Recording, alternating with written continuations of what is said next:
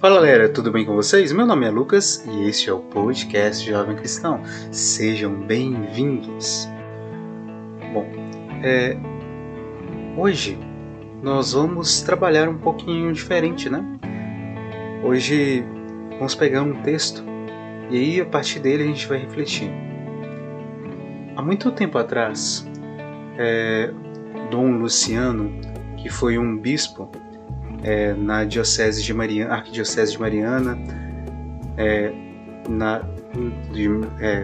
que fica no estado de Minas Gerais, no Brasil. E ele agora é intitulado como servo de Deus pela Igreja Católica, em processo de beatificação. Ele, com a sua vida, ele ensinou muito sobre a caridade, dando testemunho de vida concreto pelas ações que ele fazia realmente e algumas vezes pela escrita. E em um livro que ele mesmo escreveu, chamado Jesus Cristo, Luz da Vida Consagrada, ele fala um pouco sobre vários pontos, né, sobre a nossa vivência cristã. E eu, estando em um encontro onde eu tive a oportunidade de entrar em contato com esse texto, me tocou muito e veio a necessidade de partilhar com vocês. E vou pegar um texto que fala justamente sobre a questão do sofrimento humano. Por que o justo sofre? E nesse texto ele dá um exemplo e depois vai explicando sobre isso. Talvez nós vamos dividir isso em vários episódios, mas vamos com calma que a gente vai chegando lá, tá bom? Primeiro ponto, vamos trazer uma reflexão que ele mesmo colocou nesse livro. E, bom, se trata de um texto um pouco antigo, então algumas palavras podem parecer um pouco estranhas, mas vamos tentar escutar com atenção, né, e acolher bem, para depois a gente refletir um pouco, tá bom? Bora lá então. A comparação, esse é o título. Essa parte se encontra na página 27 desse livro. A comparação é a seguinte. Imaginemos um rapaz drogado, cujo organismo alterado pelos tóxicos requer um tratamento especial. O rapaz é de condição humilde e tem que ir a um hospital do subúrbio. Com ele vai também a mãe do rapaz. Ela sabe que não pode entrar no hospital, mas insiste para estar ali com o seu filho e, apesar da exceção que isso exige, concedem-lhe permissão de ficar. Podemos representar o quadro. No quarto de um hospital, está o rapaz deitado na cama com convulsões causadas pelos tóxicos, e ao lado dele, num banquinho, a pobre mãe. No hospital, há falta de anseio. A comida servida já meio fria, vem sem sabor, em pratos de plástico. O hospital ao lado da rua, com poeira, barulho. Ouve-se uma pessoa morrendo ao lado, outra gemendo. Médico que é bom não vai para esse lugar. Resultado: sofre a doença e sofre também o ambiente, que é uma pequena prisão, mas ele precisa estar ali. Por outro lado, a mãe dele está ali também. Então a pergunta que nos vai esclarecer é a seguinte: por que a mãe está ali? Ela não está intoxicada, não está doente e, no entanto, ela está no hospital. A resposta é simples para nós. Ela é mãe. Ela acredita que pode fazer alguma coisa em bem desse rapaz, seu filho. De fato, ela ajeita o lençol, vai buscar água fresca, abre a janela, chama a enfermeira e às vezes dá uma notícia, faz sorrir, faz companhia. Ela não é enfermeira, não é médica, mas está ali. Então, o ponto de partida para a nossa compreensão teológica é o seguinte: duas pessoas estão aí, no mesmo lugar, com a mesma poluição ambiental. As duas sofrem calor, a poeira, os gemidos do lado, o atraso da enfermeira, a ausência do médico, a alimentação descuidada, as saudades de casa. As duas sofrem tudo isto, mas penetremos um pouco mais na razão do sofrimento. O rapaz sofre porque está drogado e doente, e finalmente porque quis. Ela sofre, e sofre mesmo porque é mãe. Sofre porque seu filho está sofrendo. Está ali por causa do filho. Ela renuncia aos seus privilégios, ao seu quarto, à sua cama, ao modo de preparar sua comida, às suas amizades. Ela quer ficar ali. Por outro lado, se o rapaz ficasse curado, estivesse alta do hospital, e se alguém dissesse à mãe, dirigisse à mãe e lhe dissesse: a senhora insistiu tanto em ficar aqui, fique mais 8 dias conosco no hospital. O rapaz irá embora, mas a senhora fique conosco. Ela sorriria como quem dissesse: esse homem perdeu o juízo. Aqui eu não fico. Vou embora com meu filho. E aí encerra a história. E Dom Luciano, ele avança um pouco mais e continua assim, dizendo, na reflexão: há entre nós uma experiência de amor materno, amor fraterno, amizade. É uma realidade em nossa vida. A descoberta é esta: existe o amor que explica como uma pessoa pode voluntária e espontaneamente entrar numa situação difícil. A mãe enfrenta a realidade do quarto do hospital e simplesmente porque ama.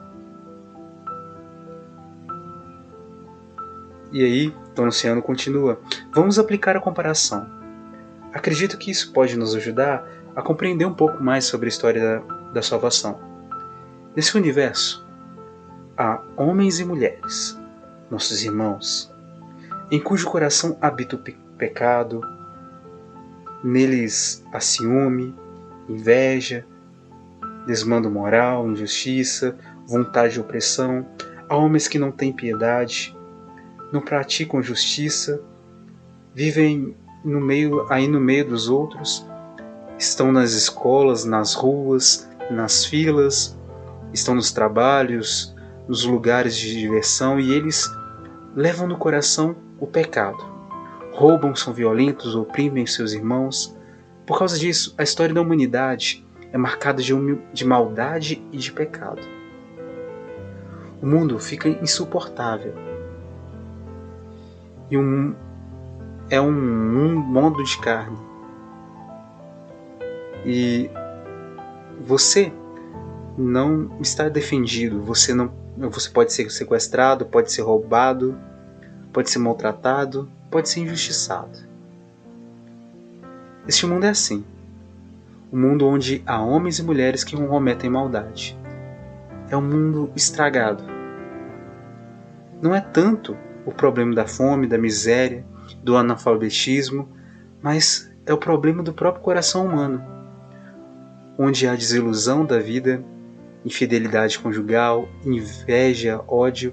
Ora, acontece que dentro desse mundo entra Jesus Cristo. E esse é o ponto central para a nossa oração. Assim, como aquela mãe entrou no quarto de hospital porque quis e renunciou a todas as condições de vida que possuía, assim o Cristo se encarnou e na descrição da carta aos Hebreus, Hebreus 2, versículo 17, Hebreus 4, versículo 15, em tudo se assemelhou aos homens, menos, é claro, no pecado. Como aquela mãe estava ali no quarto de hospital com o filho e sofria tudo que ele sofria, assim também o Cristo entra neste mundo, nosso mundo. Em tudo viveu a vida de gente, vida humana, exceto no pecado. É alvo da inveja, da injustiça, da calúnia, até mesmo da morte. Não desce da cruz, fica na cruz e morre. O Cristo entra nesse hospital, nesse ambiente desagradável que é o mundo. São Paulo chama esse mundo, em Romanos 6, versículo 6, o corpo do pecado. O que quer dizer? É um lugar onde o pecado destrói a convivência humana. O Cristo entra dentro dessa realidade.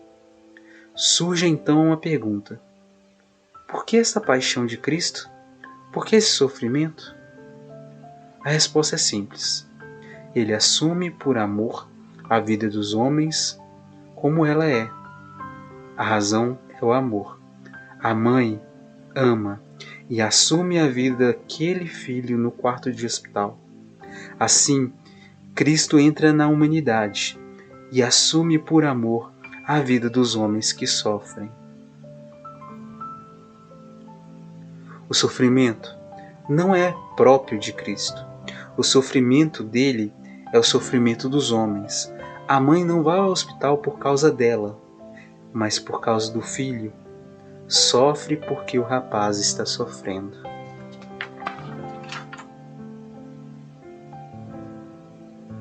Assim também Cristo sofreu o sofrimento dos homens, o flagelo dos romanos, a condenação injusta, a cruz dos condenados daquele tempo.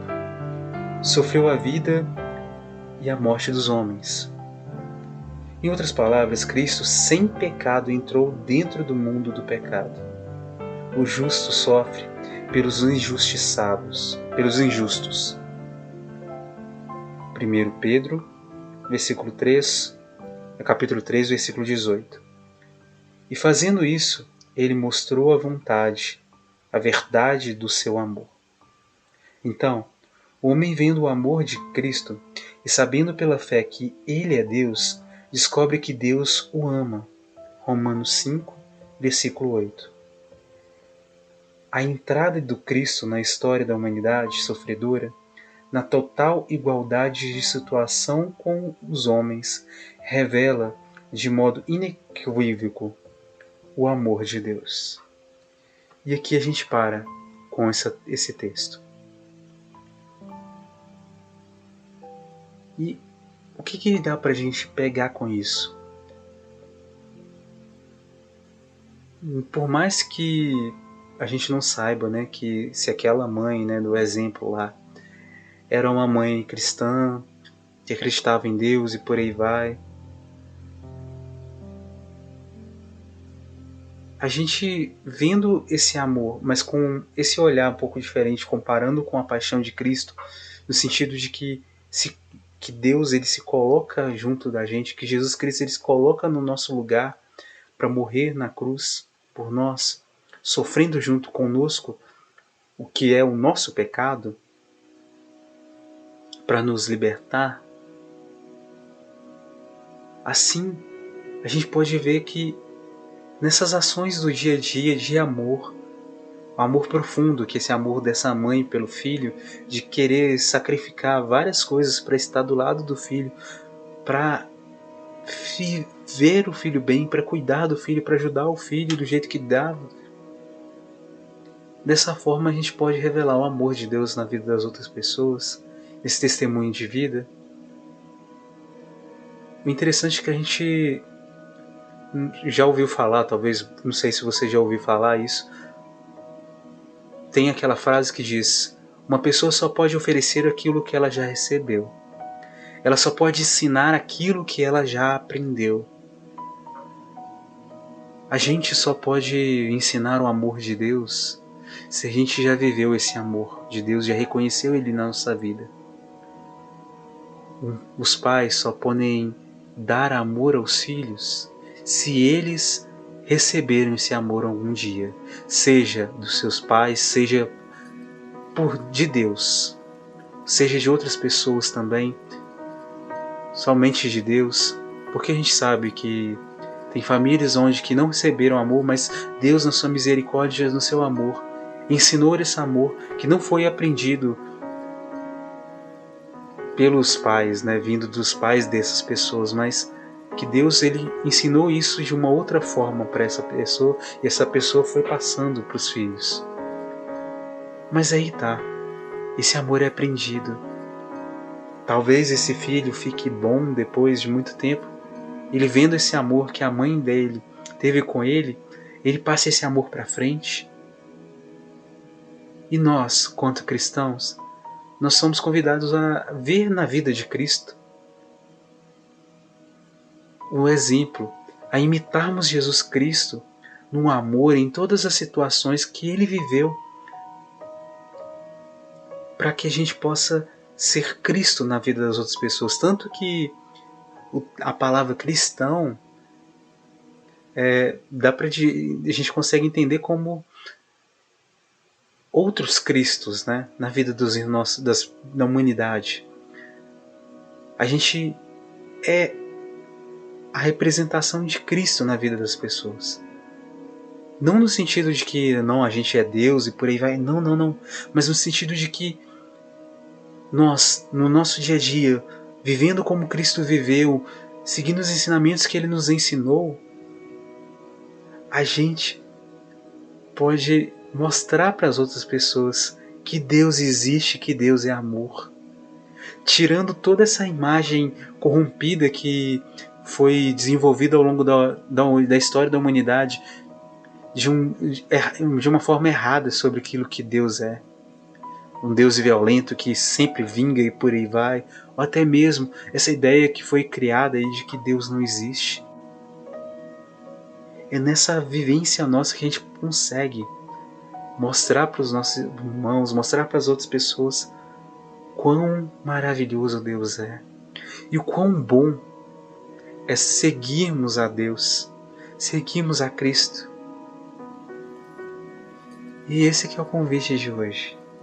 A vivermos essa caridade, esse amor, de uma forma concreta em nossas vidas. Seja na nossa família, seja com outras pessoas, nossos amigos, ou até mesmo pessoas que a gente não conhece, mas que a gente percebe que precisam de ajuda, que a gente tem condição de ajudar. Seja na nossa intercessão, rezando por aqueles que estão doentes no hospital, até mesmo, se for mais extremo, fazendo jejum, comungando a intenção daquela pessoa, rezando muitas vezes, fazendo vigília por intenção das pessoas, mesmo que não seja na nossa família, mas com esse amor mesmo,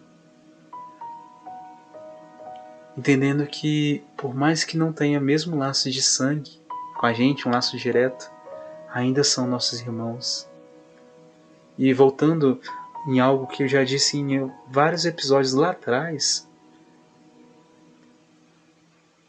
a gente pode interceder pelos nossos irmãos como se fossem como se fossem pessoas da nossa. E a gente pode lembrar que o sofrimento que a gente passa, também outras pessoas no mundo todo estão sofrendo, podem estar sofrendo a mesma dor, tendo a mesma necessidade que a gente tem. E que, como já foi dito anteriormente, se a gente tem, naquele momento, a consciência, a gente escuta alguma situação que precisa de ajuda, ou seja, umas pessoas conversando entre si sobre alguém doente, ou se a gente vê alguém adoecido, vê uma situação acontecendo, Se Deus ele nos permite estar naquela ocasião, escutando aquilo, vendo aquilo, o sofrimento de outra pessoa, é porque a gente tem condição de ajudar naquela situação. Seja pela ação física, seja pela oração. Mas a gente pode fazer alguma coisa. E é isso. E aí a gente se vê nos próximos episódios, gente. Vamos ficar por aqui e que Deus abençoe muito vocês. Fica com essa reflexão aí. A gente se vê no próximo episódio. Tchau, tchau.